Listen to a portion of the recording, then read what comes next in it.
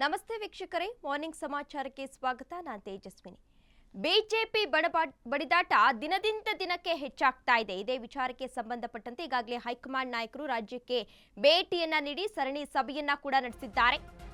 ಖರ್ಗೆ ಒಂದೇ ಮಾತಿಗೆ ಕಾಂಗ್ರೆಸ್ನಲ್ಲಿ ಎಲ್ಲಾ ಸೈಲೆಂಟ್ ಆಗ್ತಾರೆ, ಎಲ್ಲಾ ನಾಯಕರು ಸೈಲೆಂಟ್ ಆಗ್ತಾರೆ. ನಮ್ಮ ಹೈಕಮಾಂಡ್ ಯಾಕೆ ಇಂಥ ಖಡಕ್ ಎಚ್ಚರಿಕೆಯನ್ನ ಕೊಡ್ತಿಲ್ಲ ಎಂದು ಶಾಸಕರು ಪ್ರಶ್ನೆ ಮಾಡಿದ್ದಾರೆ. ಬಣಬಡಿದಾಟದಿಂದ ರಾಜ್ಯ ಬಿಜೆಪಿ ದಿಕ್ಕನ್ನ ತಪ್ಪುತ್ತಾ ಇದೆ.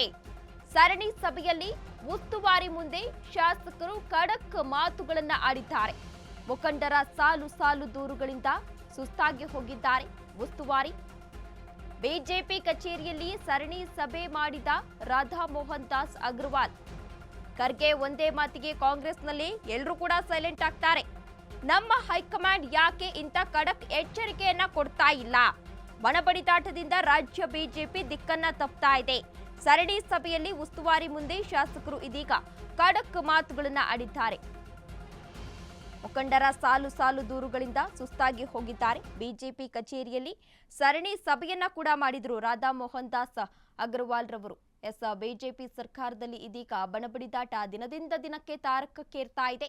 ಇದೇ ವಿಚಾರಕ್ಕೆ ಸಂಬಂಧಪಟ್ಟಂತೆ ನಿನ್ನೆಯಷ್ಟೇ ರಾಧಾ ಮೋಹನ್ ದಾಸ್ ಸೇರಿದಂತೆ ಸಾಕಷ್ಟು ಹೈಕಮಾಂಡ್ ನಾಯಕರು ರಾಜ್ಯಕ್ಕೆ ಭೇಟಿಯನ್ನ ನೀಡಿದ್ರು. ಭೇಟಿ ನೀಡಿದಂತಹ ಸಂದರ್ಭದಲ್ಲಿ ಮಲ್ಲೇಶ್ವರಂನಲ್ಲಿರುವಂತಹ ಬಿಜೆಪಿ ಕಚೇರಿಯಲ್ಲಿ ಒಂದು ಸಭೆಯನ್ನ ಕೂಡ ನಡೆಸಿದ್ರು.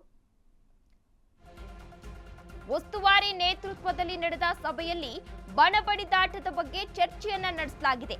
ರಾಜ್ಯದಲ್ಲಿ ಸದ್ಯ ಬಿಎಸ್ ಯಡಿಯೂರಪ್ಪ ಬಿಟ್ರೆ ಬಿಜೆಪಿಗೆ ಪರಮೋಚ್ಚ ನಾಯಕ ಇಲ್ಲ. ಇಂಥವರನ್ನೇ ಅವಹೇಳನ ಮಾಡಿದ್ರೆ ಪಕ್ಷ ಉಳಿಯೋಕೆ ಸಾಧ್ಯವೇ?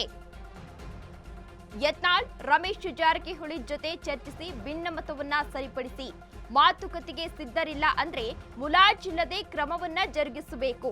ನಮ್ಮವರ ಕಚ್ಚಾಟದಿಂದ ಸರ್ಕಾರದ ವೈಫಲ್ಯವನ್ನ ಎತ್ತಿ ಹಿಡಿಯಲು ಆಗ್ತಾ ಇಲ್ಲ. ನಮ್ಮವರ ವಿರುದ್ಧ ನಮ್ಮವರೇ ದೂರಿದ್ರೆ ಜನರಿಗೆ ನಾವೇನು ಉತ್ತರಿಸಬೇಕು? ಉಸ್ತುವಾರಿ ಸಭೆಯಲ್ಲಿ ಬಿಜೆಪಿ ನಿಷ್ಠ ಶಾಸಕರಿಂದ ತೀವ್ರ ಅಸಮಾಧಾನವನ್ನ ವ್ಯಕ್ತಪಡಿಸಿದ್ದಾರೆ. ಉಸ್ತುವಾರಿ ನೇತೃತ್ವದಲ್ಲಿ ಒಂದು ಸಭೆ ಕೂಡ ನಡೆಯಿತು. ಆ ಸಭೆಯಲ್ಲಿ ಬಣಬಡಿದಾಟದ ಬಗ್ಗೆ ಚರ್ಚೆಯನ್ನ ನಡೆಸಲಾಗಿದೆ. ರಾಜ್ಯದಲ್ಲಿ ಸದ್ಯ ಬಿಎಸ್ ಯಡಿಯೂರಪ್ಪ ಬಿಟ್ರೆ ಬಿಜೆಪಿಗೆ ಪರಮೋಚ್ಚ ನಾಯಕ ಇಲ್ಲ. ಇಂಥವರನ್ನೇ ಅವಹೇಳನ ಮಾಡಿದ್ರೆ ಪಕ್ಷ ಉಳಿಯೋಕೆ ಸಾಧ್ಯವೇ?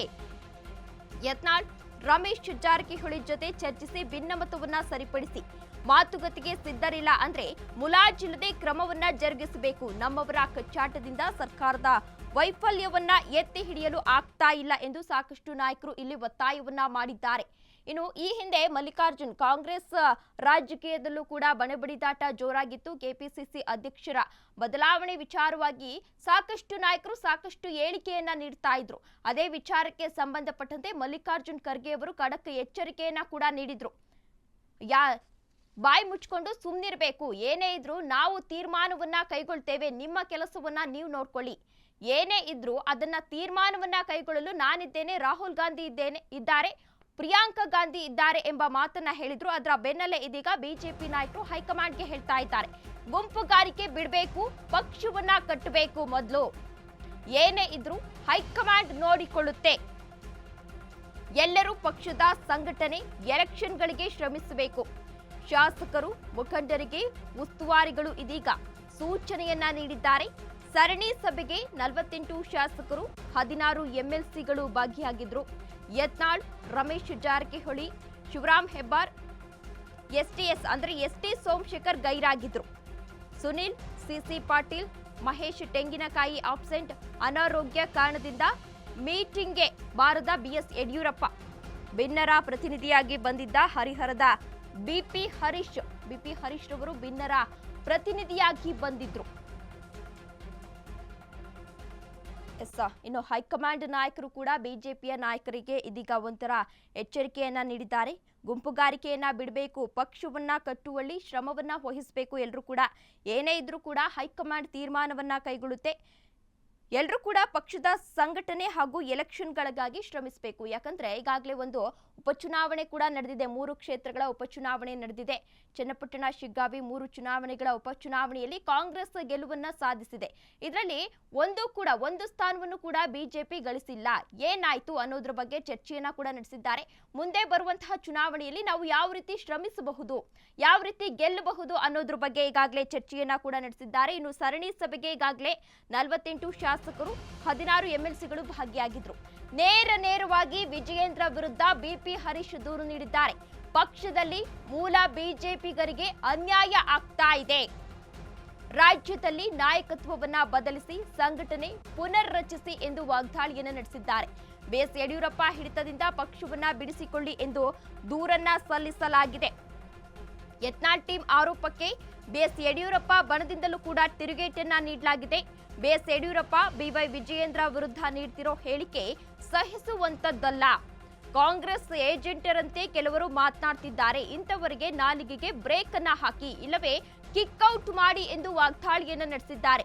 ರೇಣುಕಾಚಾರ್ಯ ಸೇರಿ ಹಲವರಿಂದ ಉಸ್ತುವಾರಿಗೆ ದೂರನ್ನ ಇದೀಗ ಸಲ್ಲಿಸಲಾಗಿದೆ.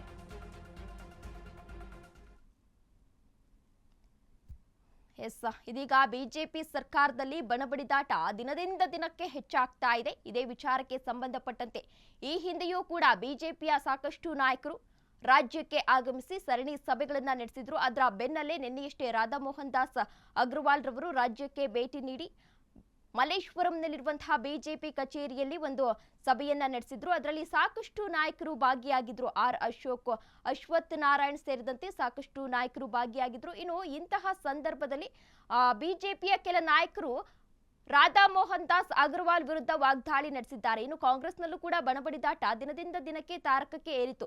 ಕೆಪಿಸಿಸಿ ಅಧ್ಯಕ್ಷರ ಬದಲಾವಣೆ ಕುರಿತು ಸಾಕಷ್ಟು ನಾಯಕರು ವಾಗ್ದಾಳಿಯನ್ನ ನಡೆಸಿದ್ರು. ಅಂತಹ ಸಂದರ್ಭದಲ್ಲಿ ಮಲ್ಲಿಕಾರ್ಜುನ್ ಖರ್ಗೆ ಅವರು ಒಂದು ಹೇಳಿಕೆಯನ್ನ ಕೂಡ ನೀಡಿದ್ರು. ಏನಂದ್ರೆ, ನೀವು ಬಾಯಿ ಮುಚ್ಕೊಂಡಿರ್ಬೇಕು, ನಿಮ್ಮ ಕೆಲಸ ಏನಿದೆ ಅದನ್ನ ಅಭಿವೃದ್ಧಿ ಕಡೆ ತೋರಿಸಬೇಕು ನಿಮ್ಮ ಗಮನವನ್ನ ಎನ್ನುವ ಎಚ್ಚರಿಕೆಯ ಸಂದೇಶವನ್ನ ನೀಡಿದ್ರು. ಅದೇ ವಿಚಾರಕ್ಕೆ ಸಂಬಂಧಪಟ್ಟಂತೆ ಇದೀಗ ಬಿಜೆಪಿಯ ಕೆಲವು ಶಾಸಕರು ರಾಧಾ ಮೋಹನ್ ದಾಸ್ ಅಗರ್ವಾಲ್ ವಿರುದ್ಧ ವಾಗ್ದಾಳಿಯನ್ನ ಕೂಡ ನಡೆಸಿದ್ದಾರೆ. ಖರ್ಗೆ ಒಂದೇ ಮಾತಿಗೆ ಕಾಂಗ್ರೆಸ್ನಲ್ಲಿ ಎಲ್ಲ ಸೈಲೆಂಟ್ ಆಗ್ತಾರೆ. ನಮ್ಮ ಹೈಕಮಾಂಡ್ ಯಾಕೆ ಇಂಥ ಖಡಕ್ ಎಚ್ಚರಿಕೆಯನ್ನ ಕೊಡ್ತಾ ಇಲ್ಲ? ಬಣಬಡಿದಾಟದಿಂದ ರಾಜ್ಯ ಬಿಜೆಪಿ ಈಗಾಗಲೇ ದಿಕ್ಕನ್ನ ತಪ್ತಾ ಇದೆ. ಸರಣಿ ಸಭೆಯಲ್ಲಿ ಉಸ್ತುವಾರಿ ಮುಂದೆ ಶಾಸಕರು ಈ ರೀತಿ ಖಡಕ್ ಹೇಳಿಕೆಯನ್ನ ನೀಡ್ತಾ ಹೋಗ್ತಾ ಇದ್ದಾರೆ. ಮುಖಂಡರ ಸಾಲು ದೂರುಗಳಿಂದ ಈಗಾಗಲೇ ರಾಧಾ ಮೋಹನ್ ದಾಸ್ ಅಗರ್ವಾಲ್ ರವರು ಸುಸ್ತಾಗಿ ಹೋಗಿದ್ದಾರೆ.